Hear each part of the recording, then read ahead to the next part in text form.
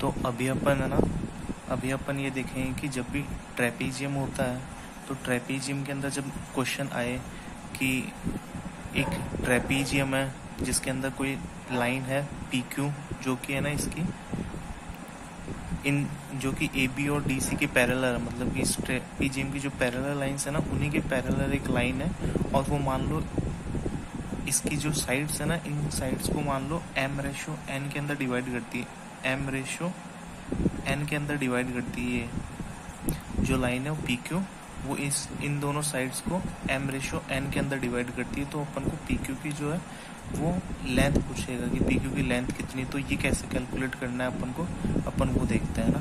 तो अपन बेसिक से देखेंगे। ये मैं निकाल रहा हूँ किसी भी रेशो के लिए, जरूरी नहीं है कि वो रेशो 1:1 ही हो, वो कोई भी रेशो 3:2, 2:5, कुछ भी रेशो, उसके लिए अपन कैलकुलेट कर रही है ना। तो देखो समझो कि ये कैलकुलेट कैसे करता है। देखो अपन ने देखा कि ये मान लो कि ट्रेपीजियम है,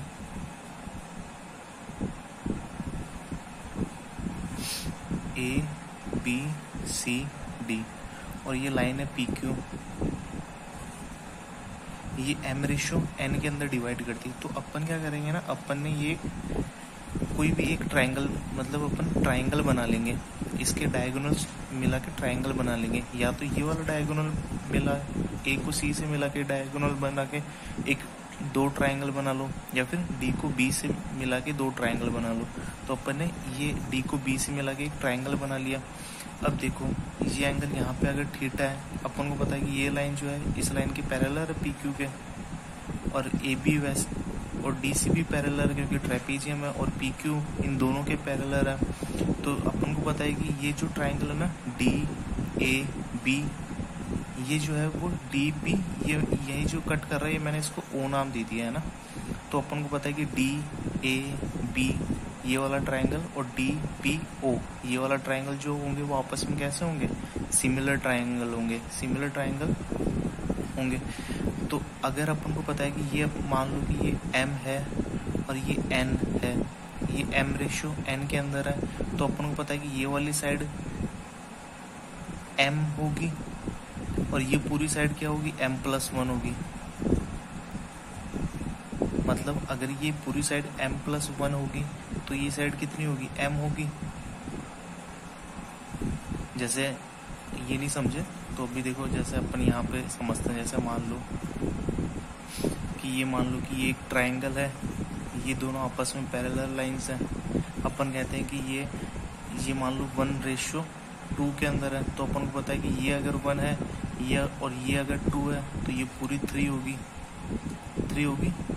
तो ये बड़े वाले की, ये दोनों सिमिलर ट्रायंगल है, तो बड़े वाले की एक साइड 1 है और छोटे वाले की एक साइड 1 है और बड़े वाले की एक साइड 3 है। तो बेस का रेशियो भी क्या होगा, 1:3 होगा ना। सेम वही चीज अपन ने यहाँ पे करी है कि इन PO और AO का जो रेशियो होगा वो m+n के अंदर होगा। ऐसे ही अपन इस वाले ट्रायंगल के लिए भी ऐसे ही कर सकते हैं। तो इसके लिए कैसे कैलकुलेट करेंगे, सेम कॉपी को ऐसे घुमा देंगे। फिर अब देखो यहाँ पे भी एक अपने को क्या पता है कि ये n/m के अंदर डिवाइड कर रहे हैं, क्योंकि m/n है ना, वही m/n है। तो ये वाली साइड n होगी तो ये अपने पास में क्या होगी, m+1 होगी। या ध्यान रखना ये अभी रेशियो के अंदर बात कर रहे हैं अपन, ये अपन रेशियो के लिए यूज में ले रहे हैं, ठीक है। तो ये वाली साइड एक्चुअल में तो अपन ने कितनी ली है, यहाँ पे a लिए, तो ये वाली साइड अपने पास में a और ये वाली साइड अपने पास में कितनी है, b। तो अगर m+n की वैल्यू a है तो m की वैल्यू क्या हो जाएगी, m+n की वैल्यू अपने पास में a है तो m की वैल्यू कितनी हो जाएगी, ये हो जाएगी। ये अपने पास में किसकी वैल्यू आ गई, PO की। और अगर अपने को OQ की वैल्यू निकालनी है, ये OQ, तो अपने को पता है कि m+n की वैल्यू b है, m+n की वैल्यू अगर अपने पास में b है तो n की वैल्यू कितनी हो जाएगी, n हो जाएगी, n से इंटू कर दिया। तो PQ पूरा कितना होगा, PO + OQ के बराबर होगा ना, PQ। तो PQ अपने पास में क्या हो जाएगा, इन दोनों का अपन सम कर देंगे,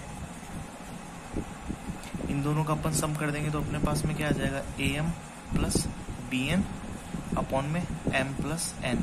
तो ये अपने पास में आगे आ जाएगी पी क्यू की लेंथ आ जाएगी। ये अपने पास में क्या आ रही, किसी भी रेशियो के लिए, जैसे वो कोई सा भी रेशियो हो।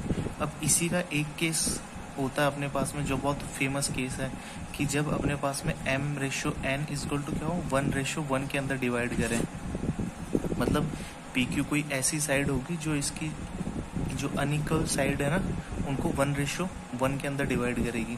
तो अपन यहाँ पे m की जगह पे 1 कर देंगे तो अपने पास में पी क्यू कितनी आ जाएगी, यहाँ पे 1 करेंगे तो ये क्या आ जाएगी a प्लस बी बाई 2। तो ये अपन को याद होनी चाहिए, ये डायरेक्ट याद होनी चाहिए। और ये अपने को फॉर्मूला याद नहीं करना है, ये अपने को निकालना आना चाहिए। क्वेश्चन में कैसे अप्लाई करना है इसको, अपन को क्वेश्चन में अप्लाई ऐसे कर सकते हैं, जैसे क्वेश्चन जैसे मान लो ये अपने पास में 15 है, ये अपने पास में 10 है, और ये कोई साइड है पी क्यू,